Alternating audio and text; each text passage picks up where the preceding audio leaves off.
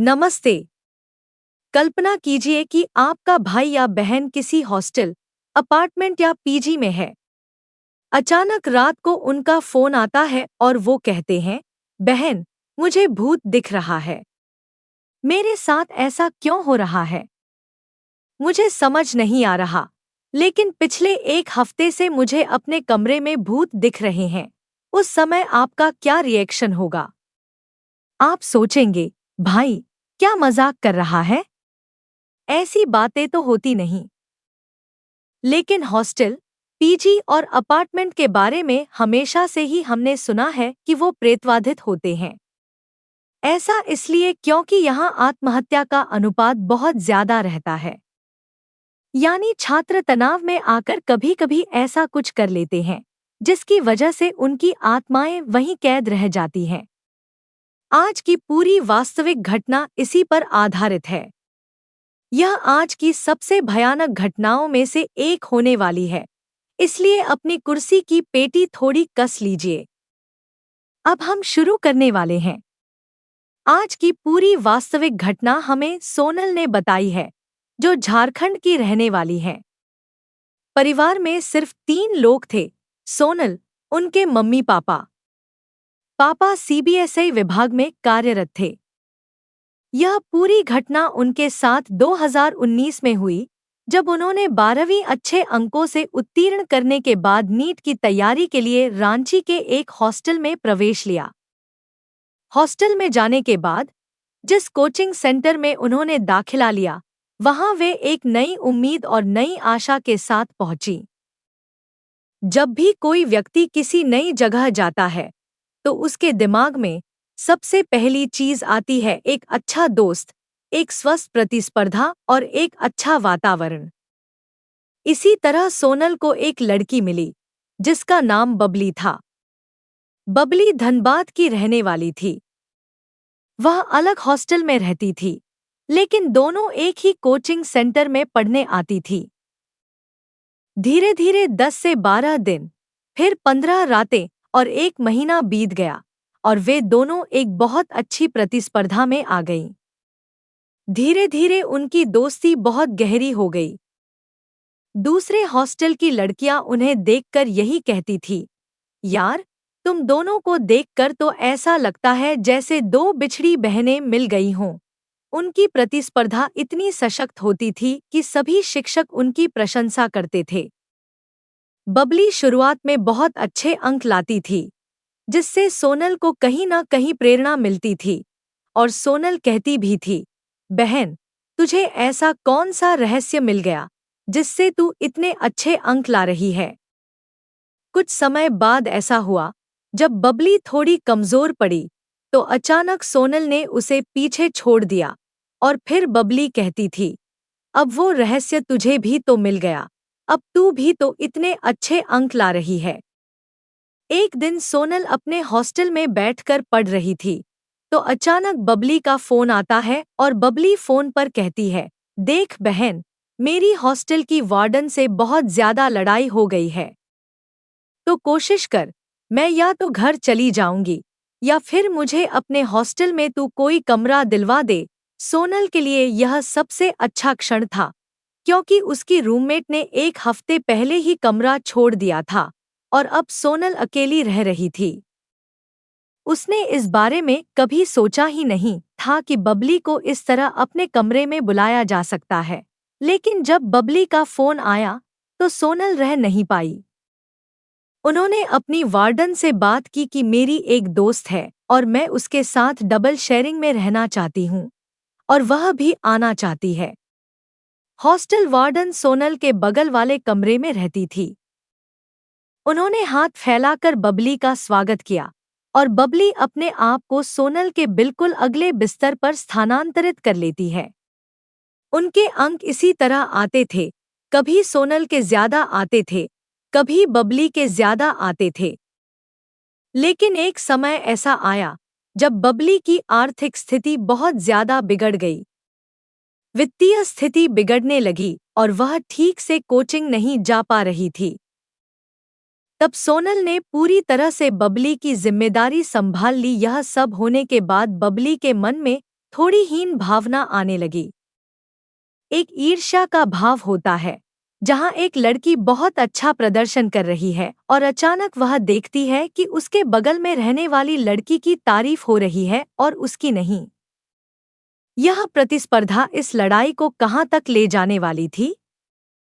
हालांकि दोनों दोस्त बहुत आराम से रह रही थी और उनके बीच यही होता था कि अगर एक सवाल किसी दूसरी को समझ नहीं आता था, तो वे दोनों मिलकर उसे हल कर लेती थी। मतलब एक बहन दूसरी बहन को सारी चीजें समझा देती थी। दोनों एक दूसरे के लिए कमरे में सबसे अच्छी थी। लेकिन यह थोड़ी ना मालूम था कि आगे जाकर दोनों ही किसी तीसरे की वजह से इस तरह बर्बाद हो जाएंगी। एक दिन बबली को घर से फोन आता है और उसे पता चलता है कि उनके पापा की तबीयत बहुत ज्यादा खराब हो गई है। बबली फटाफट सोनल को बताती है कि पापा की तबीयत खराब है और बबली फटाफट जो भी सार्वजनिक परिवहन मिलता है उसे पकड़कर सीधे धनबाद निकल जाती है। 2-3 दिन तक बबली का कोई अतापता नहीं था। सोनल फोन करती है तो फोन पर भी कोई संपर्क नहीं हो पाता। सोनल इस बारे में गहरे विचार में थी कि बबली के पापा के साथ क्या हुआ। बबली के साथ क्या हुआ? उसका नंबर क्यों नहीं मिल रहा है? यह सोचते सोचते 2-3 रातें ही बीती थी। अचानक 3 दिन बाद बबली सीधे हॉस्टल में आती है और अपने कमरे में अपना बैग लेकर आती है, तो सोनल सबसे पहले पूछती है, बबली, तेरे पापा को क्या हुआ? तो बबली बताती है कि यार, हम पर किसी ने कुछ करवा दिया है, खासकर मुझ पर। मतलब बबली बताती है कि मेरे ऊपर किसी ने टोटका करवाया था। सोनल बहुत ज्यादा हैरान हो जाती है। सोनल की सबसे अच्छी खासियत थी, और यह हर इंसान की होनी चाहिए, कि वह रोज अपनी मम्मी को फोन करके एक एक चीज बताती थी कि आज उसके साथ हॉस्टल में क्या हुआ। तो सोनल बबली से पूछना शुरू करती है, क्या हुआ? मतलब टोटका? कैसा टोटका? तो बबली बताती है कि यार, मेरे पूरे परिवार पर किसी ने बहुत बड़ा टोटका करवा दिया। और मेरे साथ खासकर ऐसा हुआ कि मेरे कपड़ों को लेकर किसी ने हम पर टोटका करवाया। और बबली ने यह भी बताया कि धनबाद में यह चीजें बहुत आम है। मतलब वहाँ काला जादू की प्रथा बहुत ही आम बात है। सोनल के लिए ये चीजें बहुत नई थी। सोनल इन सब बातों को समझ नहीं पाई और वो बबली से पूछने लगी, थोड़ा और बताएगी? तो बबली बताती है, जब मेरे पापा का फोन आया और मैं घर पहुंची, तो मेरे पापा मुझे एक बाबा जी के पास ले गए। उन बाबा जी ने मुझे बताया कि मेरे ऊपर एक आत्मा चल रही है। मतलब मेरे ऊपर जो टोटका हुआ है, उसकी वजह से किसी ने मेरे ऊपर कोई आत्मा छोड़ दी है।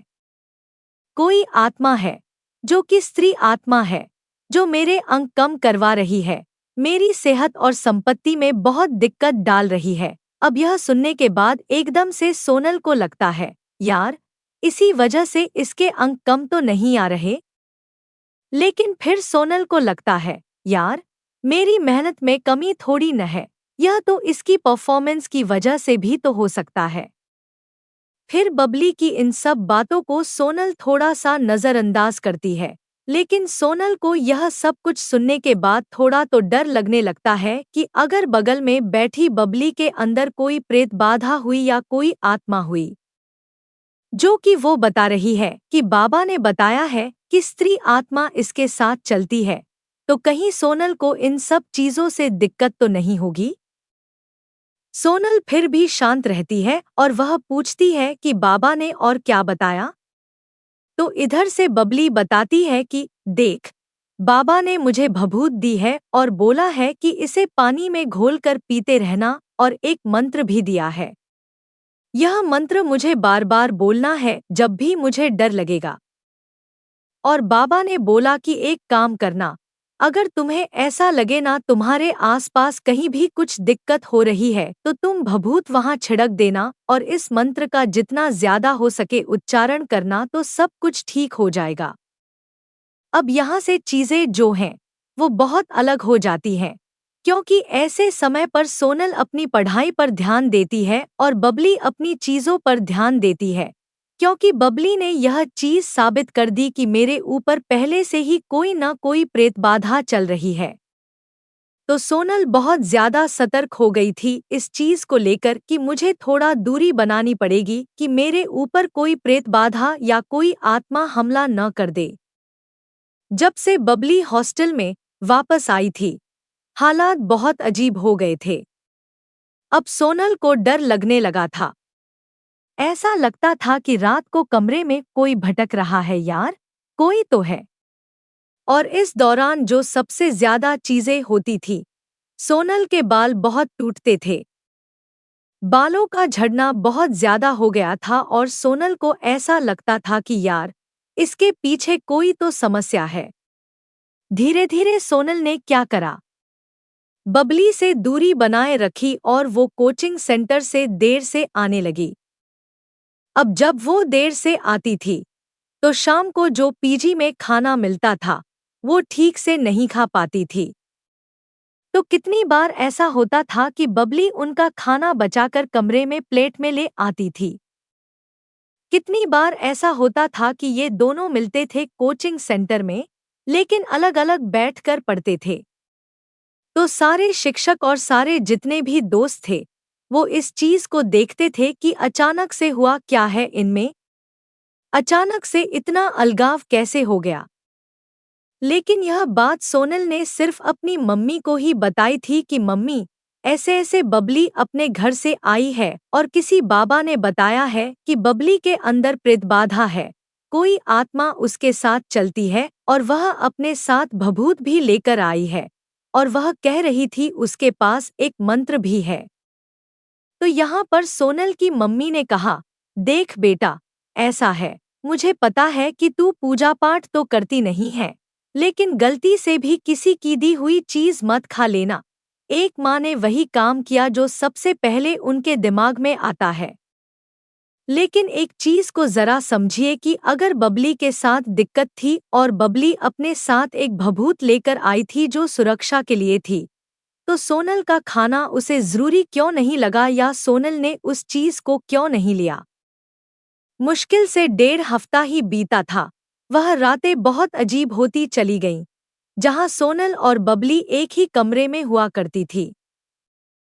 होता क्या था, जब वे एक ही कमरे में सोती थीं, तो बबली तो बहुत जल्दी सो जाती थी, लेकिन सोनल पूरी रात बबली को घूरती रहती थी, यह सोचकर कि अगर इसके साथ कोई आत्मा है तो यार, मुझे नुकसान न पहुंचाए। सोनल को चावल खाना बिल्कुल भी पसंद नहीं था, लेकिन हॉस्टल में सिर्फ और सिर्फ चावल बनते थे, जो कि बबली उसके लिए लेकर आती थी। अब धीरे धीरे सोनल चावल खाती रहती थी और बबली की तरफ देखती रहती थी, और सोनल को पता नहीं क्यों ऐसा महसूस होना शुरू हो गया था कि उनके साथ कोई न कोई प्रेत बाधा चल रही है। बबली जहां भभूत खाकर ठीक हो रही थी और कुछ मंत्र पढ़कर ठीक हो रही थी, ऐसा लग रहा था जैसे सोनल के साथ कोई न कोई समस्या चलने लगी है। अचानक से एक नई चीज होनी शुरू हुई। वो यह थी कि जब भी बबली सुबह उठती, वो पानी में भभूत डालती और सीधा सोनल के पास ले आती और कहती कि सोनल, मुझे तेरे साथ दिक्कत लग रही है, मेरी मान, तू भी इस भभूत को पीना शुरू कर दे। तेरे अंदर भी कोई आत्मा होगी तो वो ठीक हो जाएगी। 2-3 दिन तो सोनल ने इस चीज को नजरअंदाज किया। एक दिन सोनल को पता नहीं क्या हुआ, उसने गुस्से में बोल दिया कि मेरी मम्मी ने मना किया है यार, तुझे समझ नहीं आता क्या? मैं तुझे मना करती रहती हूँ, मुझे नहीं पीनी है भभूत, इसको दूर रख मुझसे प्लीज। इस महाभारत के बाद यह दोनों आपस में कम ही बात करने लगे थे।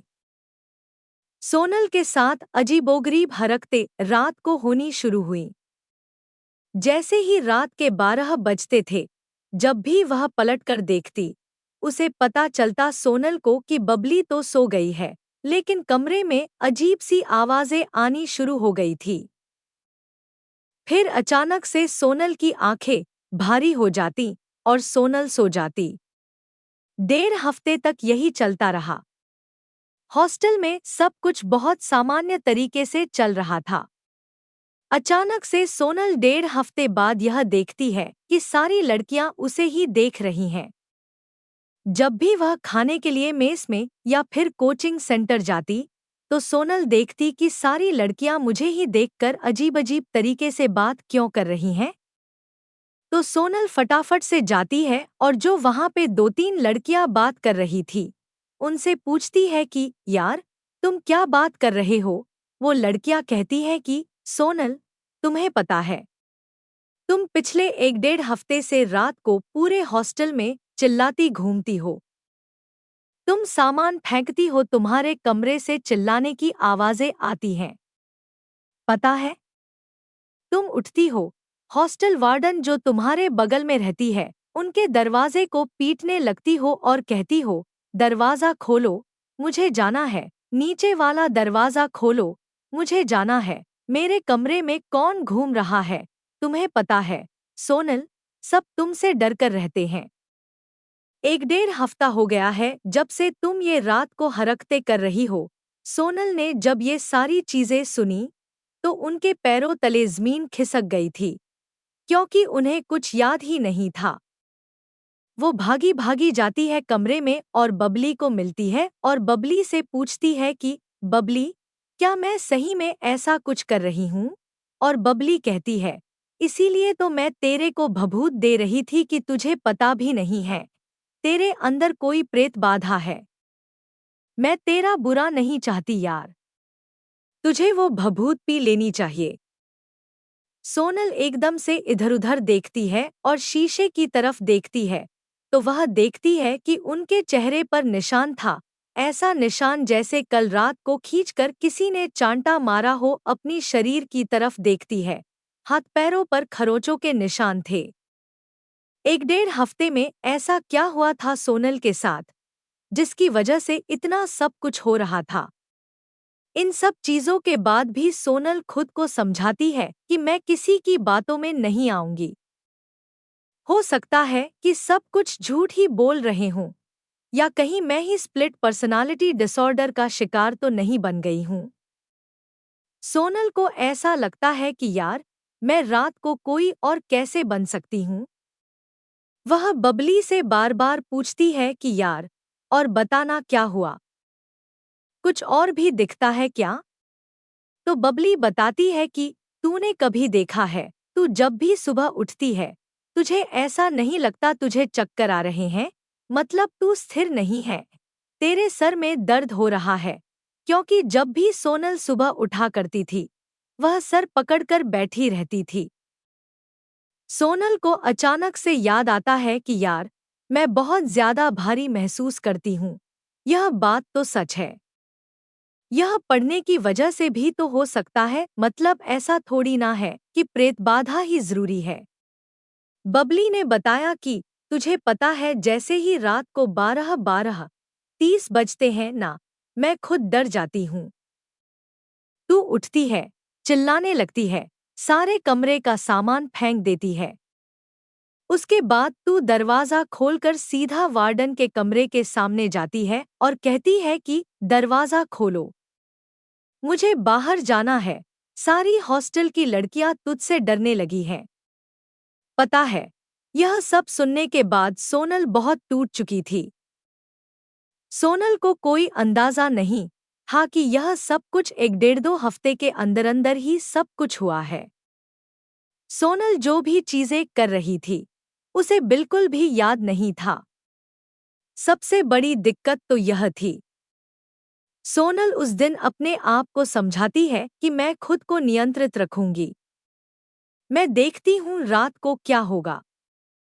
जैसे ही यह सोती है, अचानक से इनकी आंख खुलती है, तो यह देखती है कि इन्होंने पूरे कमरे को फैला रखा है और बबली और दूसरी लड़कियां इन्हें ही खड़ी होकर देख रही थी। सुबह जब ये उठती हैं, इन्हें ऐसा लगता है कि रात को इनको बहुत बुरी तरह से पीटा गया है। ऐसा लगता है जैसे कुछ तो इनकी शरीर के साथ बहुत हलचल हुई है। हॉस्टल वार्डन ने इनके घर पर फोन किया। इनके घरवालों ने उस चीज को समझा नहीं। इन्होंने अपने घर पर फोन किया और बताया कि मम्मी पापा, मेरे सर में बहुत दर्द है, बहुत ज्यादा दर्द है, मुझे प्लीज लेने आ जाओ। इनके मम्मी पापा ने बोला कि बेटा, एग्जाम आने वाले हैं, एग्जाम पे ध्यान दो। मम्मी से बात की, मम्मी को बताया कि मम्मी सब कहते हैं कि मैं ऐसी ऐसी हरकतें कर रही हूँ। इनकी मम्मी ने बोला, सब झूठ बोल रहे हैं बेटा, तेरा एग्जाम आने वाला है, तू एग्जाम पे ध्यान दे। जिस एग्जाम के लिए तैयारी कर रही थी, वह एग्जाम ये दे ही नहीं पाई। जिस दिन एग्जाम था, इनके सर में इतना ज्यादा दर्द हुआ, इतना ज्यादा दर्द हुआ। इन्होंने अपने घर पे फोन किया, रोते रोते कि पापा, मम्मी, मेरे सर में बहुत दर्द हो रहा है, प्लीज मेरा सर फट जाएगा, मुझे जितनी जल्दी हो सके प्लीज प्लीज लेने आ जाओ। इनके माता पिता ने बोला, ठीक है बेटा, तुम थोड़ी देर आराम करो, हम लोग निकलते हैं। उसी शाम को ये लोग आए और सोनल को अपने साथ अपने घर लेकर चले गए। अब आपको जो चीजें मैं बताने वाला हूँ, वो आप भी सुनकर सोच में पड़ जाओगे कि सीरियसली क्या ऐसा हो सकता है। सोनल 1.5 हफ्ते अपने घर पे रही। कोई एक ऐसा लक्षण नहीं था जहां पर उनके घर में किसी को ऐसा लगे कि इसके साथ कोई समस्या है। डॉक्टर के पास ले गए तो डॉक्टर ने बोला कि ये तो हल्का सा बुखार है, ठीक हो जाएगा, कोई बहुत बड़ी बात नहीं है। सोनल अपने ही माता पिता की नज़र में झूठी साबित हो गई थी। वह आराम से सोती थी, आराम से उठती थी, आराम से अपने घर में घूमती थी और उसको कोई भी समस्या नहीं होती थी। सोनल के पापा सोनल को हमेशा सपोर्ट करते थे, यह सोचकर कि सोनल की तबीयत बहुत ज्यादा मायने रखती है। पेपर वगैरह तो कंपार्टमेंट आएगी, फिर भी दिलवा दिए जाएंगे। लेकिन मम्मी को ऐसे लगने लगा था कि सोनल को एक बहाना मिल गया। उसकी पेपर की तैयारियां हुई नहीं थी। लड़की शायद गलत राह पर जा रही है। इसकी वजह से सोनल ने ये सारे नाटक रचे हैं। जैसे ही 1.5 हफ्ते बीते, सोनल के माता पिता ने सोनल को दोबारा हॉस्टल में डाल दिया और इस बार जो चीजें होने वाली थीं, उसे कहते हैं सीधा सीधा मौत के दर्शन। सोनल के माता पिता जिस दिन उसे हॉस्टल छोड़कर गए, उसी रात सोनल ने अपनी आंखों से एक आत्मा को वहां से इधर-उधर होते देखा। लेकिन सोनल फिर भी पुष्टि नहीं कर पाई कि सही में वो कोई आत्मा थी या नहीं थी। उस समय बबली बाहर गई हुई थी अपने कोचिंग सेंटर में पढ़ने के लिए। रात 8 से 9 बजे की बात है। कुछ लड़कियां थीं जो अपने परीक्षा की तैयारी के लिए बहुत ज्यादा मेहनत कर रही थी और सोनल उन लड़कियों में से गिनी जा रही थी जो सिर्फ और सिर्फ बहाना देकर अपने घर जाना चाहती थी या पढ़ना नहीं चाहती थी। सोनल सुबह उठी और उनके हॉस्टल में पता चलता है कि पहली ही रात को सोनल ने फिर दोबारा तबाही मचा दी। मतलब सोनल रात को उठी थी 12 बजे के बाद उन्होंने पूरे हॉस्टल में हाहाकार मचा दिया। सब लड़कियां डरी हुई थी, जिसमें वार्डन भी शामिल थी। वार्डन को पता चलता है कि इसके साथ कोई तो समस्या है, लेकिन फिर भी वह लड़कियों को यही कहती है कि यह खंडित व्यक्तित्व विकार, स्प्लिट पर्सनालिटी डिसऑर्डर की शिकार हो चुकी है। तो सब लोग सामान्य तरीके से, जब तक सबके इम्तिहान नहीं निकल जाते, सब लड़कियां सामान्य तरीके से रहेंगी।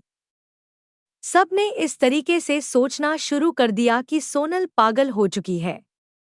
सोनल को कोई समझने वाला नहीं था, सिर्फ एक लड़की के अलावा, वह थी बबली।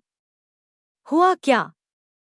बबली ने बताया कि उसे भी आत्माएं दिखने लगी हैं, क्योंकि उन्होंने भभूत वाला पानी पीना बंद कर दिया है। सिर्फ इसलिए क्योंकि वह सोनल की मदद करना चाहती है। अगर एक सच्ची दोस्त हो, तो इसी तरीके की होनी चाहिए। लेकिन क्या यह कदम जो उठाया गया था, वो ठीक था? बिल्कुल भी नहीं। सिर्फ बबली सोनल की मदद करना चाहती थी, इसलिए उन्होंने भभूत वाला पानी पीना बंद कर दिया। अब दोनों ही आत्माओं को देख पा रहे थे। सोनल के साथ कितनी बार ऐसा होता था कि सोनल सोती थी, अचानक से एक स्लिप पैरालिसिस का हमला आया, वह झेल गई। फिर दोबारा स्लिप पैरालिसिस का हमला आया, वह झेल गई। तीसरी बार साक्षात जब वह आंख खोलती थी तो वह देखती थी कोई आत्मा उनका गला दबा रही है। कितनी बार ऐसा होता था कि जब भी उनकी आंख खुलती थी उन्हें एक साक्षात आत्मा दिखती थी। जिस रात उन्होंने साक्षात उस आत्मा को देखा, उसका रूप बताया। एक औरत जिसकी मोटी मोटी आंखें, मोटे मोटे होंठ, लंबे बाल और वो जो आंखें हैं वो बाहर लटकी हुई हैं, आते फटी हुई हैं, हाथ से खून बह रहा है। यह देखने के बाद सोनल पर क्या बीता होगा। हॉस्टल वार्डन बार बार घर पर फोन करती थी और घर वालों को यही कहती थी कि आपकी लड़की सामान्य नहीं है, जितनी जल्दी हो सके घर लेकर चले जाओ। घर वाले यही कहते थे कि मैम, आप समझने की कोशिश क्यों नहीं कर रहे? बच्ची के ऊपर परीक्षा का बहुत दबाव है, वह निराश हो जाएगी अगर सब आप इसी तरीके से प्रतिक्रिया करेंगे। और वार्डन ने भी इस चीज को बोलना छोड़ दिया और लड़कियों को बोल दिया कि तुम लोग इस चीज को अनदेखा करो। बबली अपने घर जा चुकी थी क्योंकि अब कोविड का समय आ गया था, 2020, जहां पर हॉस्टल बंद होने की कगार पर था। सोनल रोते रोते अपने पापा को फोन करती है कि पापा, सब लड़कियां अपने घर जा रही हैं, प्लीज मुझे भी लेने आ जाओ। तो उनके पापा सीधा फोन करके कहते हैं कि सीबीएसई की कुछ कॉपीज रह रही हैं जो मुझे जांचनी है, मैं 2 दिन बाद आ जाऊंगा बेटा। 2 दिन की बात है, आराम से रुक जाओ अपने हॉस्टल में। बबली तो जा चुकी थी, लेकिन सोनल बहुत ज्यादा हैरान थी यह सोचकर कि बबली तो जा चुकी है, अब मैं क्या अकेली हॉस्टल में रह पाऊंगी? मैं और कुछ लड़कियां और मेरी हरकतें। कितनी बार ऐसा हुआ है कि वह सोने के लिए लेटी है और अचानक से उनकी 1:30 बजे आंख खुलती है तो वह इस चीज को देखती है कि आत्मा सीधी मुझे चारों तरफ से पकड़कर बैठी हुई है और वह हनुमान चालीसा गाना शुरू करती है। फिर अचानक से छूटती है। फिर 1 घंटे बाद उन्हें ऐसा लगता है कोई अधिकार करने की कोशिश कर रहा हो और तब तक वह अधिकार हो चुकी होती थी। मुश्किल से 2-3 रातें बची थी जब उनके माता पिता उन्हें लेने आने वाले थे। लेकिन एक रात तो निकल गई जहां पर उनके साथ यह सब कुछ हुआ था, हनुमान चालीसा वगैरह वाली चीजें। अगली रात, जो उनकी अंतिम रात यहाँ पर थी, सोनल अपने हॉस्टल में थी और सारी तैयारी के साथ वह बैठी हुई थी। उन्हें यह तो पता था कि आत्माएं जानती हैं कि आज रात मेरी यहाँ पर आखिरी रात है। कल सुबह मेरे पापा मुझे लेने आने वाले हैं। क्या होगा आज रात? क्या मैं आराम से सो पाऊंगी? कहीं मेरे ऊपर हमला तो नहीं होगा? तभी अचानक से उन्हें पता चलता है कि बगल वाली लड़कियों ने आपस में कोई काम दिया है और उनमें से एक लड़की को काम मिला था कि पास वाले कब्रिस्तान से एक मोमबत्ती लेकर आनी है और रात को ये लोग कोई अनुष्ठान करने वाले थे। सोनल बिल्कुल बेखौफ बैठी थी यह सोचकर कि मेरा कोई शामिल होना नहीं है तो मेरे साथ तो कुछ भी नहीं होगा। उस काम में जिस लड़की को वह मोमबत्ती लेकर आनी थी कब्रिस्तान से, वह लेकर आती है और रात को यह कोई काम कर रही थी। सोनल इस वाले कमरे में थी, अपने वाले में। बगल वाली लड़कियां बहुत ज्यादा मस्तीमजाक के मूड में थी क्योंकि अगले दिन ये भी जाने वाली थी। रात को क्या हुआ? जो लड़की मोमबत्ती लेकर आई थी, अचानक से उसी कमरे में से हाहाकार की आवाजें आती हैं। सारी लड़कियां डरकर भागना शुरू करती हैं और सोनल जब वहां पे पहुंचती है तो देखती है जो लड़की मोमबत्ती लेकर आई थी वह पूरी तरीके से प्रेतबाधा से ग्रस्त हो रखी है। इसके बाद सोनल को कुछ भी याद नहीं है। अब मैं बताऊंगा सोनल को जो सुबह पता चला क्या हुआ। सोनल को पता चलता है जब वो सुबह वाले कमरे में गई थी तो अचानक से वो प्रेतबाधित हो गई और दूसरी लड़की जो मोमबत्ती हाथ में लेकर बैठी थी जो प्रेतबाधित थी, उससे चिल्ला चिल्ला कर बात करने लगी कि यह मेरा क्षेत्र है, तू यहाँ पर क्यों आई। मतलब सोनल के अंदर की जो आत्मा थी वो अचानक से आक्रामक रूप से बाहर निकली और दूसरी आत्मा पर चिल्लाने लगी कि यह मैं हूँ, यहाँ पर मैं रहती हूँ तो तू यहाँ पर क्यों आई। यह देखने के बाद हॉस्टल की जितनी भी लड़कियां थी वो अपने कमरे में इस तरीके से भागी, इस तरीके से अंदर घुस गईं। हॉस्टल वार्डन आकर वहां पर बुरी तरीके से डर गई। बड़ी मुश्किल से इन दोनों को हनुमान चालीसा सुना सुनाकर सामान्य किया गया। और हॉस्टल वार्डन की एक रिश्तेदार थी जो कि पैरानॉर्मल इन्वेस्टिगेटर, जब उन्हें बुलाया गया तो उन्होंने यहाँ पर बताया कि देखो ऐसा है सोनल वाले कमरे में, तो वह फिर भी नहीं गए। वो गए सीधा उस लड़की के पास जो लड़की प्रेतबाधा से ग्रस्त हो रखी थी, जिसके हाथ में मोमबत्ती थी। तो वो इन्वेस्टिगेटर आकर बताते हैं कि कब्रिस्तान से कभी भी ऐसी चीज नहीं लेकर आनी चाहिए। तो उस लड़की को वो कब्रिस्तान में लेकर गए और माफी मंगवाई। उसके बाद उस लड़की को लेकर आए तो वो लड़की सामान्य हो गई। अब वो पैरानॉर्मल इन्वेस्टिगेटर वहां से अपने घर चले गए। सोनल जाती है अपनी हॉस्टल वार्डन को हाथ जोड़कर कहती है कि मेरे साथ यह सब कुछ हो रहा है, आपको मालूम है, प्लीज मैं शुल्क चुकाने के लिए तैयार हूं। उन इन्वेस्टिगेटर को यहाँ पे बुलाइए और मैं उनसे पूछना चाहती हूँ मेरे साथ क्या दिक्कत है। बहुत आग्रह करने के बाद हॉस्टल वार्डन ने उन पैरानॉर्मल इन्वेस्टिगेटर को बुलाया और पता चला कि सोनल के कमरे में 4 आत्माएं हैं, जिसमें से 2 आत्माएं उनको दिख रही हैं, 2 आत्माएं हैं जो नहीं दिख रही हैं। यह सुनने के बाद पूरा हॉस्टल बुरी तरह से डर गया।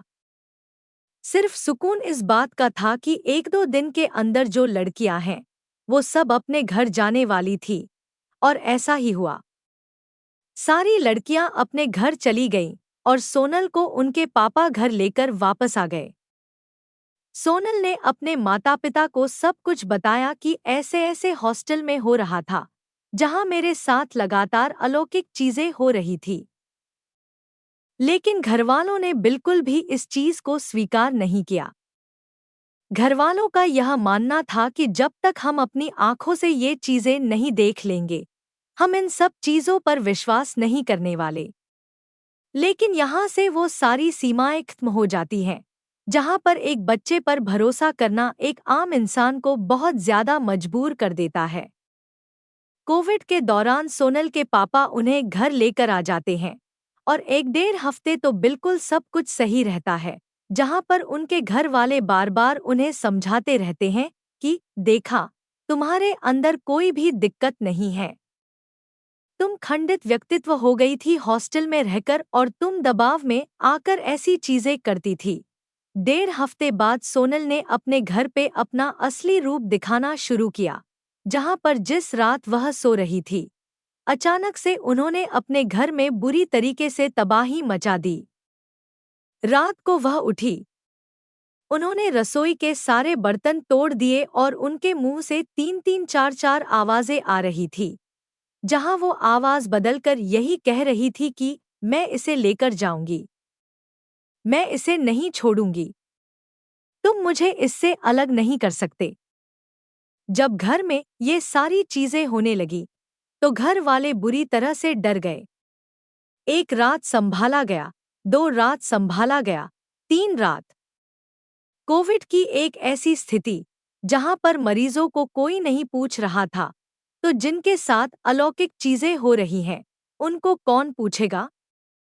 इनके पापा भटकना शुरू करते हैं और 2 पंडितों को अपने घर पे लेकर आते हैं जो कि इनके पैसे लेकर निकल जाते हैं। लाख लाख रुपए और कोई भी इलाज काम नहीं आता। 1-2 दिन में सब कुछ वही चीजें दोहराई जानी शुरू हो जाती हैं। इसके बाद इन्हें पता चलता है जब सोनल का प्रेतबाधा 4 रातों से बहुत ज्यादा चरम पर आ गया था कि एक बहुत सिद्ध इंसान है जो हमारे घर से 40 किलोमीटर दूर रहते हैं। इनके पापा उस इंसान से फोन पर विनती करने लगते हैं। वो जो सिद्ध इंसान थे वो यही बताते हैं कि कोविड का समय है। मैंने अपनी तरफ से सबको देखना बंद कर दिया है। लेकिन इनके पापा फोन पर अपनी बच्ची की जान बचाने के लिए बिलखते रहे कि हमारी बच्ची की तबीयत बहुत खराब है। उस समय सोनल ने बताया कि अक्षय भाई, मेरा जो वजन था वो बिल्कुल नाममात्र हो गया था। मेरी आंखों के नीचे काले घेरे आ गए थे। मैं बहुत दुबली हो गई थी। वो जो सिद्ध पुरुष पंडित जी थे, उन्होंने इनकी फोटो देखकर इन्हें समय दिया और इन्हें बोला कि मेरी जगह पे लेकर आओ। 2 दिन बाद जब ये उनकी जगह पर ले जाते हैं तो वहां पर जो सिद्ध पुरुष पंडित जी थे वो अचानक से बोलते हैं कि क्यों, तू बताकर आई है ना कि तू मेरे पास आई है। तो सोनल बहुत हैरान हो जाती है कि मैं बताकर आई हूँ किसी को कि मैं आपके पास आ रही हूँ। तो उसे याद आता है सोनल को, हाँ, मैं अपने हॉस्टल की कुछ लड़कियों को बताकर आई हूँ कि मैं यहाँ पे आई हूँ। तो अचानक से पंडित जी बोलते हैं कि अगली बार तू मेरे पास आएगी तो तू किसी को बताकर नहीं आएगी और आज के बाद तू अपने हॉस्टल में किसी लड़की से बात नहीं करेगी।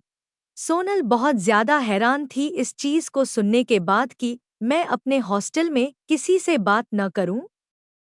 यह क्या मतलब है?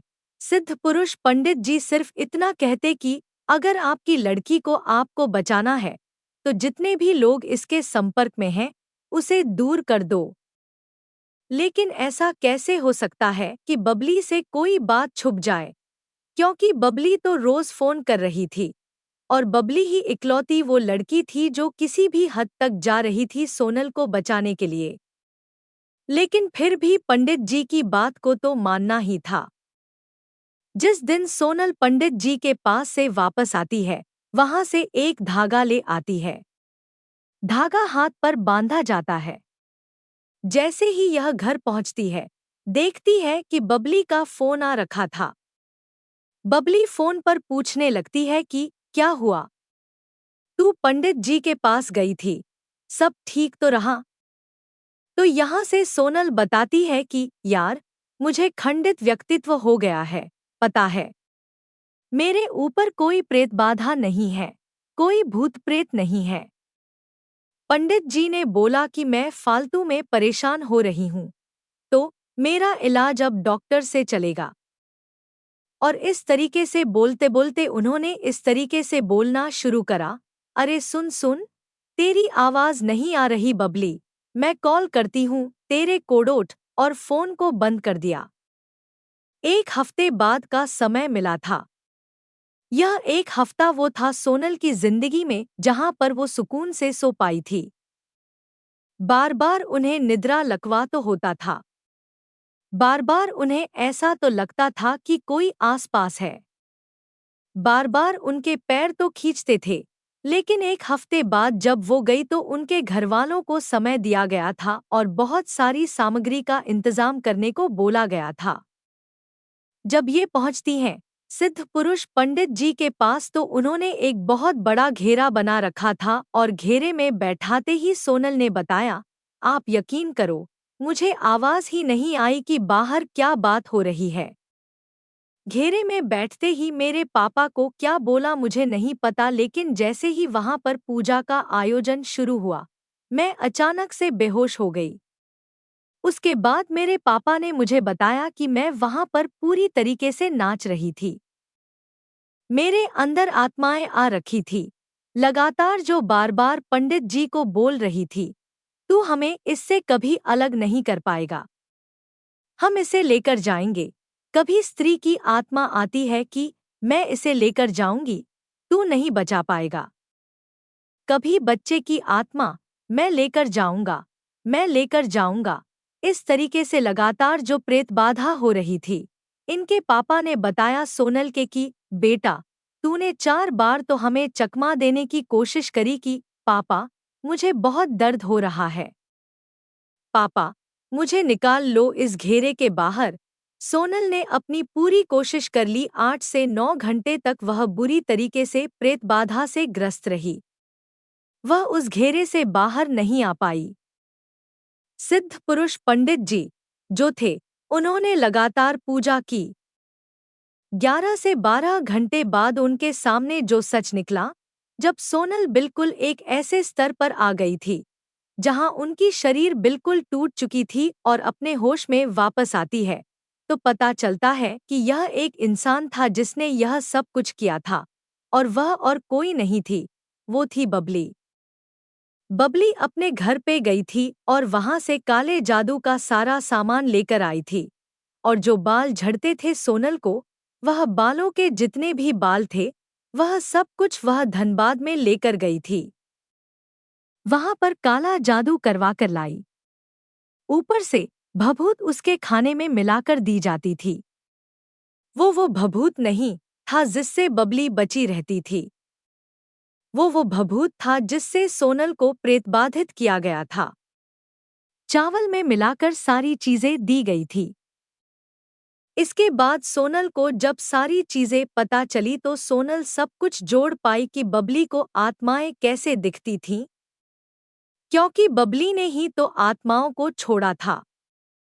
बबली ही क्यों थी इकलौती जो हर चीज करने के लिए तैयार थी? क्योंकि बबली इस चीज से ईर्ष्या करती थी कि सोनल एक अच्छे परिवार से संबंध रखती है और सोनल के बहुत अच्छे अंक आ रहे हैं। बबली का जो परिवार था, वो आर्थिक तंगी से गुजर रहा था। इसका मतलब यह नहीं था कि वो सोनल को इस चीज का शिकार बना दे। सोनल को आखिर में पता चला कि वो जो मंत्र था, जो बार बार बबली बोलती थी, इस मंत्र को बोल, वो मंत्र और कोई मंत्र नहीं था। वो मंत्र था काले जादू को स्वीकार करने का मंत्र कि अगर कोई आत्मा है तो मेरे ऊपर आ जाओ, मैं स्वीकार कर रही हूँ। इस चीज कोडोट यह सुनने के बाद किसी की भी आत्मा बुरी तरह से दहल सकती है। तो आप खुद अंदाजा लगा लीजिए जिन लोगों के बीच आप रह रहे हैं, क्या वो लोग सही में आपके सगे हैं? हो सकता है कि आप किसी अपार्टमेंट, पीजी या हॉस्टल में बैठकर वीडियो देख रहे हैं और कोई बगल में ही आपकी बड़ी लंबी योजना बना रहा हो और आपको पता चल जाए तो भी आप क्या करेंगे? टिप्पणी खंड में जरूर बताइएगा। अब आप खुद समझ लीजिए, छोटी छोटी उम्र के बच्चे और जो छात्र हैं, वो किस तरीके से काले जादू का सहारा लेने लगे हैं। ऐसे ही चलता रहा तो मुझे लग रहा है कि अब देशों में महायुद्ध हो जाएगा। और खैर, चीजें तो इसी तरीके से हो रही हैं जिस तरीके से देशों के हालात बदलते नजर आ रहे हैं। तो परमाणु बम की जगह गुड़िया उपयोग होगी और लड्डू फेंके जाएंगे एक दूसरे की जगह पर, और पता नहीं क्या क्या जमीन में मिलेगा किसी की कौन सी भूमि पर। देखते हैं घरों में कैसे टोटके बढ़ रहे हैं। काला जादू किस तरीके से बढ़ रहा है। कितने लोग हैं जो इस चीज में शामिल होकर इस तरीके से कर रहे हैं, जैसे पिकनिक मनाई जा रही है और बाद में फिर अपने साथ भी वो चीजें लेकर घूम रहे हैं और सामने वाले को तो दुख दे ही रहे हैं। तो इस चीज को मैं एक बार स्पष्ट कर देता हूं आपको। काला जादू करने का मतलब होता है कि करने वाला भी भोगेगा, करवाने वाला भी भोगेगा, और जिस पर यह बीत रही है वह तो भुगत ही रहा है। एक ऐसी श्रृंखला बन जाती है जहां पर आप अपनी पीढ़ी दर पीढ़ी इतने नुकसान लेकर चलते हो जहां पर आप कभी भी इस चीज से मुक्त नहीं हो पाते। लेकिन ऐसे वास्तविक घटना के बाद मैं सिर्फ यह चाहता हूं कि सोनल जैसी जो लड़कियां जो अकेली रह रही हैं, वो थोड़ा सा अपने माता पिता को विश्वास दिलाएं और माता पिता से हाथ जोड़कर विनती है, अपने बच्चों को समझना शुरू करें। अगर बच्चे बार बार बोल रहे हैं कि उनके साथ कुछ तो गलत है, समझना शुरू करें। जरूरी नहीं है कि आपका बच्चा बहाना मार रहा होगा। आज तक मैं हमेशा एक बच्चे को कहता आया हूं कि अपने माता पिता का ध्यान रखें। लेकिन आज मैं माता पिता को कहूंगा कि कृपया अपने बच्चों का भी ध्यान रखें, क्योंकि जो दर्द अभी आपको रिकॉर्डिंग में सुनने को मिलेगा वो बहुत ही ज्यादा बुरा था। एक लड़की जिसने यह जंग अकेली झेली, एक लड़की जो उसके बगल में रह रही है, जिसको वो बहन मानती थी, सब बहन मानते थे, और वो लड़की उसके साथ क्या कर रही थी। तो अगले शिकार आप भी हो सकते हैं। कोई बहुत बड़ी बात नहीं है। बड़ी रीलें प्रसिद्ध होती हैं इस तरीके की, बड़ी बड़ी विश्वविद्यालयों की, जहां पर काले जादू का सहारा लेकर कोई आपके ऊपर अपनी मुसीबत टाल सकता है। मुझे नहीं समझ आता कि लोग ऐसा क्यों करते हैं। लेकिन यहाँ पे हम जागरूकता का काम कर रहे हैं, तो हमारी जो आपसे अनुरोध होती है वो यही है कि कहानी के नैतिक निष्कर्ष को ध्यान से सुनें। बस अगर आप हॉस्टल, पीजी या कहीं भी रह रहे हैं, तो थोड़ा सा ध्यान दें कि आपके कपड़े गायब तो नहीं हो रहे। बालों को कूड़ेदान में सही तरीके से रखें, या फिर सबसे जो अच्छा है, अपनी अनुपयोगी चीजें जो आपकी बेकार हैं उनको जलाना शुरू कर दें। नाखून ऐसी जगह पर डालें जहां किसी को न मिले। बालों को जला दिया जाए या बालों को इस तरीके से रखा जाए कि वह किसी को न मिले। अपने कपड़ों को, सैनिटरी पैड्स को संभाल कर रखा जाए या फिर ऐसी जगह पर फेंका जाए जहां पर किसी को न मिले। आप कभी भी काले जादू का शिकार हो सकते हैं, और उससे बचने का सबसे आसान तरीका है कि आप खुद पर ध्यान दें, आसपास की गतिविधियों पर ध्यान दें, और खाने का स्वाद जिस दिन बदलता है 3 दिन के लिए, उसी दिन आपको समझ जाना चाहिए, क्योंकि यहाँ पर इस रिकॉर्डिंग में बताया गया कि जिस दिन बबली पहले दिन चावल लेकर आई थी सोनल के लिए, उसी दिन उनको खाते ही स्वाद से पता चल गया था कुछ गड़बड़ है, लेकिन वह फिर भी ध्यान नहीं दे पाई, यह सोचकर कि मेरी बहन ही तो है, मेरे लिए खाना ही तो लेकर आई है। ऐसी बहन डायन से कम नहीं होती, और ऐसे दोस्त किसी बहुत बड़ी आत्मा से कम नहीं होंगे, ब्रह्मा, राक्षस या फिर मैं बोलूं कच्चे कलवे। ऐसे लोग बहुत ही ज्यादा शापित होते हैं जो आपको इन सब चीजों में फंसा सकते हैं। तो फिर यही कहूंगा, मेरी आपसे आखिर में क्या अनुरोध होती है, जो नए दर्शक हमारे चैनल पे आए हैं, चैनल को सदस्यता ले लें, घंटी का आइकन चालू कर लें, और इस वीडियो को ऐसे लोगों को भेज दें जो पीजी और अपार्टमेंट हॉस्टल में रहते हैं। थोड़ा सा ध्यान रखें अपना।